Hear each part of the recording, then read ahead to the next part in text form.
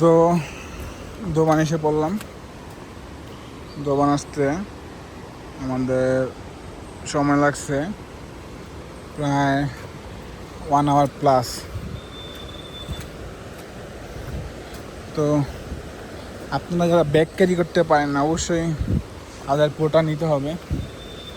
নাহলে এই যে আমি তো টুকটাক ট্রেকিং করেছি, কিন্তু এই যে ব্যাগ ক্যারি করতেছি এটা একটু কষ্ট হয়েছে, যেমন রাত্রে খুব পেন হয়েছে আমার। তো দেখি দোবানে কি আছে।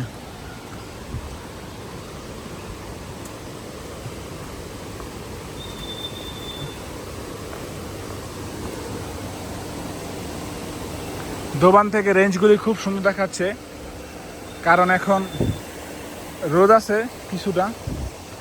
তো আসলে সবাই বলতেছে যে আমাদের লাক নাকি খুব ভালো, যে মনসুনের মধ্যে যে আমরা এত সুন্দর ভিউ দেখতে পারতেছি।